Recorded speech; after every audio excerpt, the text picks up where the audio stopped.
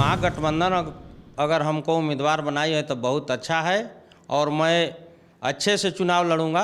वहाँ पर उपेंद्र कुशवाहा हमारे सामने टिकने वाले नहीं हैं क्षेत्र मैदान में, इसलिए उनका प्रभाव खत्म हो चुका है।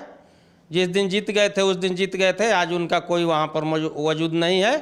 वहाँ पर मैं उनको चित करने के लिए फुल तैयार हूँ। रोहतास जिला हो या औरंगाबाद जिला हो, प्रमुख की चुनाव हो, मुखिया के चुनाव हो, जिला परिषद की चुनाव हो, सारे लोगों को जाकर मदद किया हूँ और जिसको जाकर मदद किया हूँ वही जीतता है। प्रमुख बने, मुखिया बने या जिला परिषद बने, विधायक को भी मैं जिताता हूँ। तो ऐसा नहीं है कि मैं चुनाव लड़ा हूँ तो चुनाव के बारे में नहीं जानता हूँ। सारे लोगों को, चाहे एमएलसी चुनाव हो, जिसके पक्ष में मैं रहा हूँ वही जीता है। आप पता करवा लीजिएगा, सर्वे करवा लीजिएगा। अगर यहाँ पर लोकसभा के लोग क्लियर कर देता है कि हाँ लाल बाबू लड़ेंगे, उसी दिन जनता के वहाँ से पटना आवाज़ आने लगेगी या दिल्ली जाने लगे कि लाल बाबू यादव अब चुनाव जीत गए। उसी दिन, दूसरा दिन की नॉमिनेशन की जरूरत नहीं है। जिस दिन क्लियर होगा उस दिन यहाँ से आवाज़ पटना राजधानी और दिल्ली राजधानी में गूंजेगी कि वहाँ से लाल बाबू यादव जीतेंगे काराकाट से। नमस्कार, आप देख रहे हैं आरडी न्यूज। मैं हूं योगेश चक्रवर्ती। 2024 के लोकसभा चुनाव की रणभेरी बच चुकी है। तमाम राजनीतिक दलों ने तैयारियां शुरू कर दी है। यही नहीं, कैंडिडेट के नाम पर भी फैसले हो रहे हैं और इस बात के विषाद बिछाए जा रहे हैं कि कौन सा उम्मीदवार कहां से चुनाव लड़ेगा। बात करें उपेंद्र कुशवाहा की तो उन्होंने पहले ही साफ कर दिया है कि वे काराकट लोकसभा क्षेत्र से चुनाव मैदान में उतरेंगे और हमारी जानकारी के मुताबिक महागठबंधन के नेताओं ने उपेंद्र कुशवाहा को उनके ही गढ़ में मात देने के लिए एक ऐसे नाम पर फैसला किया है जो इस वक्त हमारे साथ हैं और उनका नाम है लाल बाबू यादव। आइए उन्हीं से जानते हैं कि क्या है उनका काराकट लोकसभा क्षेत्र से संपर्क। लाल बाबू जी, ये बताइए कि आपके नाम पर मुझे जो जानकारी मिली है कि महागठबंधन के नेताओं ने आपके नाम पर फैसला कर लिया है, क्या कहना है आपका? आपकी पहली प्रतिक्रिया क्या है? पहले तो आपके चैनल आरडी को मैं अपने तरफ से धन्यवाद देता हूं। महागठबंधन हमारे नाम की तैयारी कर ली है तो बहुत अच्छा बात है। मैं शुरू से ही इस पार्टी के सच्चा सिपाही हूं। जिस समय जनता दल था उस समय से मैं इस पार्टी में जुड़ा हुआ हूं और अभी तक इसमें हूं। तो महागठबंधन अगर हमको उम्मीदवार बनाई है तो बहुत अच्छा है और मैं अच्छे से चुनाव लड़ूंगा। वहाँ पर उपेंद्र कुशवाहा हमारे सामने टिकने वाले नहीं हैं क्षेत्र मैदान में, इसलिए कि वहाँ पर घर घर में हम लोग जा कर के काम किए हैं। शादी विवाह, सामाजिक फंक्शन, सरस्वती पूजा, दुर्गा पूजा, चाहे जो भी पूजा हो, अंबेडकर जयंती हो, कोई भी पूजा में हम लोग शामिल होते हैं और फंक्शन में गोवर्धन पूजा है। जी। लेकिन उपेंद्र कुशवाहा वहाँ से एक बार सांसद रह चुके हैं और उन्हें एनडीए के बड़े नेता के तौर पे जाना जाता है। स्वाभाविक है कि उनकी जीत सुनिश्चित करने के लिए जो एनडीए के दूसरे नेता हैं वो एड़ी चोटी का जोर लगा देंगे। तो कितनी बड़ी चुनौती है उपेंद्र कुशवाहा अगर आपको टिकट मिलता है तो आपके लिए? हमारे लिए कोई चुनौती नहीं है उपेंद्र कुशवाहा, इसलिए कि उपेंद्र कुशवाहा का कार्य क्षेत्र में कोई फंक्शन नहीं हो रहा है, कहीं घूम नहीं रहे हैं, कहीं आ नहीं रहे हैं क्षेत्र में, इसलिए हमारे सामने कोई चुनौती नहीं है। और पिछले बार भी वो सही काज करते तो क्यों हारते? जीत जाते, जीत के दिखाते कि हम जीत गए। इसलिए उनका प्रभाव खत्म हो चुका है। जिस दिन जीत गए थे उस दिन जीत गए थे, आज उनका कोई वहाँ पर वजूद नहीं है। वहाँ पर मैं उनको चित करने के लिए फुल तैयार हूँ। आप कह रहे हैं कि हमारी जीत सुनिश्चित है, लेकिन आपने कभी चुनाव नहीं लड़ा और उपेंद्र कुशवाहा, जैसा कि हमने अभी इससे पहले भी पूछा, कि एक बड़े नेता के तौर पे जाने जाते हैं, तो आप जो जीत की दावेदारी कर रहे हैं उसका आधार क्या है?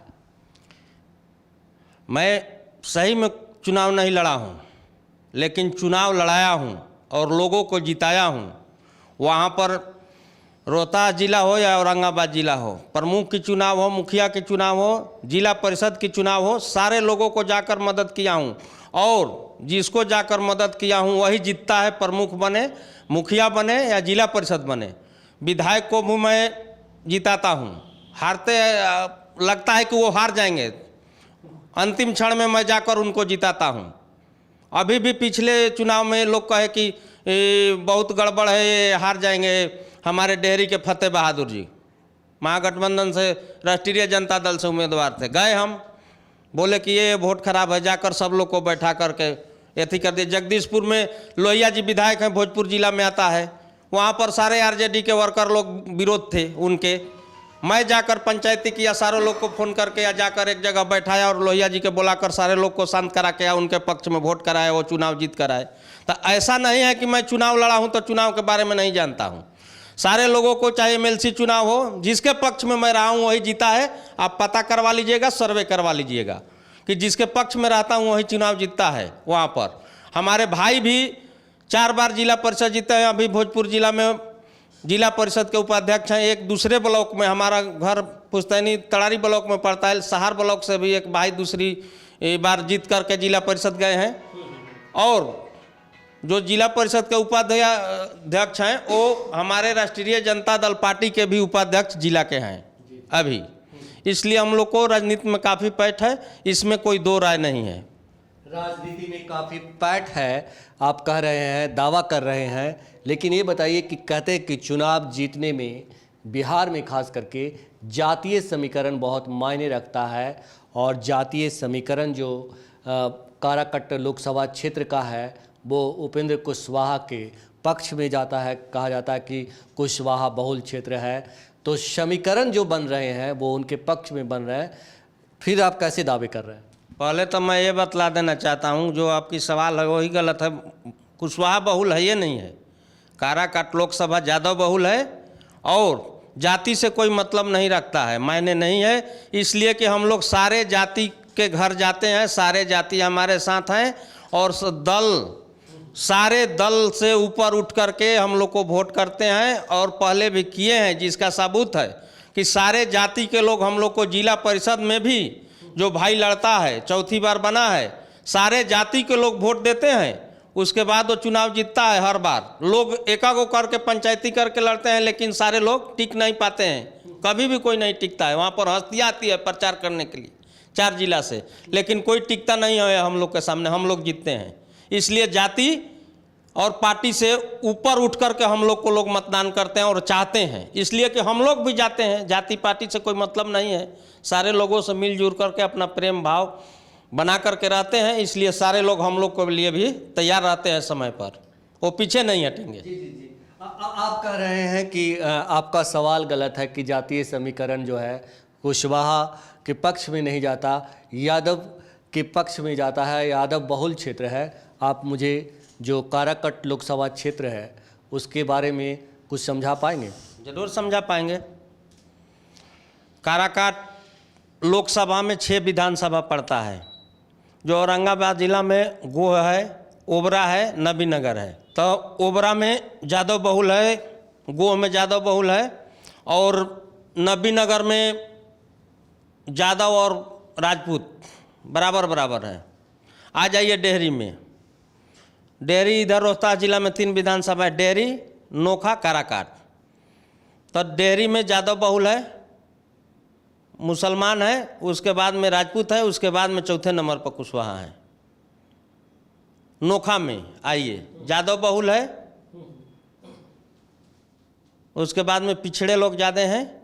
और काराकाट में आइए तो यादव बहुल है, उसके बाद राजपूत है, उसके बाद कुशवाहा है तीसरे नंबर पर। 2 विधानसभा में तीसरे नंबर पर है, बाकी जगह तो बहुत नीचे हैं। जी। 4 विधानसभा में बहुत माइनस में है, 2 विधानसभा में तीसरे नंबर पर है। तो कुशवाहा बहुल कैसे हो सकता है? उसको कैसे माना जाए कि कुशवाहा बहुल है? तो लाल बाबू यादव के मुताबिक जो काराकट लोकसभा क्षेत्र है वो कुशवाहा बहुल नहीं है और इस वजह से जातीय समीकरण जो है वो इनके पक्ष में जाता है। लाल बाबू यादव जी, ये बताइए कि जिस तरह से आपने कहा कि जातीय समीकरण हमारे पक्ष में जाता है, लेकिन आपने एक बात ये भी कही कि हमारा सभी जाति वर्ग में पैठ है, तो लोकसभा का जो चुनाव होता है वो उसका जो बहुत बड़ा ये होता है, एरिया होता है। ऐसे में आपने बताया कि आपके भाई चेयरमैन हैं और मैं, तो ऐसे में आपके लिए वो चुनौती नहीं होगा? पैठ की जो आपने बात की, हम कर रहे हैं कि पैठ जो है सभी जातियों में होगा और सभी विधानसभा क्षेत्र में क्या आपके पैठ हैं? पैठ है, इसलिए पैठ है कि 6 विधानसभा है, 6 विधानसभा में हम लोग हर दरवाजे पर जा कर के, चाहे जो भी प्रोग्राम हो, चाहे ऐसे हो, चाहे किसी भी जाति का लोग हो, इतने दिन से लगे हुए हैं राजनीति में, तो हम लोग यही किए हैं कि घर घर जाके घूमे हैं। वहाँ पर परिचय नहीं देना है, गोह में जाना है, दूसरे जिला में है, तो ये नहीं कहना है कि लाल बाबू यादव हम हैं, आए हैं लोकसभा के चुनाव लड़ने। खुद लोग जान जाएगा कि लाल बाबू आए हैं, चुनाव लड़ रहे हैं। ये नहीं, हमको नहीं कहना है हाथ जोड़ करके कि मैं लाल बाबू यादव। वो लोग खुद हमको पहचानते हैं या मैं घर घर के लोगों को पहचानता हूँ। इतना हम लोग वर्क किए हैं, इतने दिनों से संघर्ष किए हैं, घर घर जाके घूमे हैं, इसलिए परिचय नहीं देना है। अगर यहाँ पर लोकसभा के लोग क्लियर कर देता है कि हाँ लाल बाबू लड़ेंगे, उसी दिन जनता के वहाँ से पटना आवाज आने लगेगी या दिल्ली जाने लगे कि लाल बाबू यादव अब चुनाव जीत गए। उसी दिन, दूसरा दिन की नॉमिनेशन की जरूरत नहीं है। जिस दिन क्लियर होगा उस दिन यहाँ से आवाज़ पटना राजधानी और दिल्ली राजधानी में गूंजेगी कि वहाँ से लाल बाबू यादव जीतेंगे काराकाट से। इतनी हम लोग की सभी जातियों में पैठ है। अगर इतनी पैठ है तो आप ये भी जानते होंगे कि क्षेत्र की समस्या क्या है, और अगर आप जीत करके लोकसभा उम्मीदवार बन के जाएंगे तो क्या कुछ करेंगे? पहले तो है कि हम लोग के यहाँ स्वास्थ्य की सुविधा की बहुत कमी है, उसको सुधार करना ज़रूरत है, और शिक्षा की ज़रूरत है। उसके बाद में सड़क और सिंचाई की सुविधा देनी है, बिजली की सुविधा देनी है। लेकिन फर्स्ट प्राथमिकता मैं स्वास्थ्य और शिक्षा के दे रहा हूँ, इसलिए कि वो सबसे महत्वपूर्ण विषय है। स्वास्थ्य के लिए हम लोग पैरवी करते हैं, लोग भर्ती नहीं करता है डॉक्टर लोग कि सीटें नहीं है, ये स्थिति है हम लोग के यहाँ की। इसलिए इसको सुधार करना बहुत ज़रूरी है। स्वास्थ्य सेवा और शिक्षा, 2 चीज़ फर्स्ट। उसके बाद में ये समुदाय हैं, जो रोड है, सिंचाई है, बिजली है। आपने 2 बहुत ही महत्वपूर्ण मुद्दा के बारे में बोला, स्वास्थ्य और शिक्षा। उपेंद्र कुशवाहा जब सांसद थे तो उन्होंने एनडीए के साथ जो वक्त गुजारे थे तो वो शिक्षा मंत्री थे। तो एज ए शिक्षा मंत्री उन्होंने अपने क्षेत्र में यानी कि काराकाट लोकसभा क्षेत्र में कुछ ऐसा काम नहीं किया जो मील का पत्थर हो? कहीं नहीं किए। कहाँ किए? वो शिक्षा मंत्री थे तो बताइए कि रोहतास औरंगाबाद में शाहबाद में कोई प्रोजेक्ट लगवाए, शिक्षा का कॉलेज बनवाए, नवोदय विद्यालय खोलवाए, कोई कराए हैं? एक भी नहीं। नवोदय विद्यालय भी बना है और कोरीगोला तेतड़ार में तो वो पहले का बना है। मानव संसाधन मंत्री थी वो कांति सिंह, वो बनवाई थी। आरा में भी बना है, वही बनवाई है। ये कहाँ बनवाए हैं? अपने कार्यकाल में तो नहीं किए हैं। ये को हम तो नहीं देख रहे हैं कि अपने क्षेत्र में एक भी शिक्षा के प्रोजेक्ट लगवाए हैं। चाहे कॉलेज हो शिक्षा के, चाहे इंटर कॉलेज हो, चाहे स्कूल हो, चाहे कॉलेज हो या यूनिवर्सिटी हो, कहाँ कोई खुलवाए हैं? चाहे नवोदय विद्यालय है, शिक्षा से कोई संबंधित एक भी नहीं कराए हैं। स्कूल भी किसी कोई मतलब नहीं बनवाया? नहीं बनवाए हैं। सारा पुराना ही पहले का ही स्कूल है। कुछ ऐसा काम जो यादगार उन्होंने किया हो? कोई काम नहीं यादगार किए हैं। सिर्फ बड़ी बड़ी बातें की हैं। हाँ, बड़ी बड़ी बातें तो करना उनको पहले से आदत है, उसमें क्या कहना है। जब जैसे मुझे आपकी उम्मीदवारी के बारे में पता चला है, ठीक वैसे ही मुझे ये भी पता चला है कि आप काफ़ी पहले से ही लोकसभा चुनाव की तैयारी कर रहे हैं। बहुत पहले से हम लगे हैं लोकसभा के लिए। हर जगह बैनर रहती, सब सारा टंगवाते हैं, सारे जगह घूमते हैं, सारे जगह सोशल मीडिया से प्रचार भी होता है। इसमें लगे हुए हैं बहुत दिन पहले से। जी। हमसे बात करने के लिए शुक्रिया सर। चलिए, आपको भी धन्यवाद।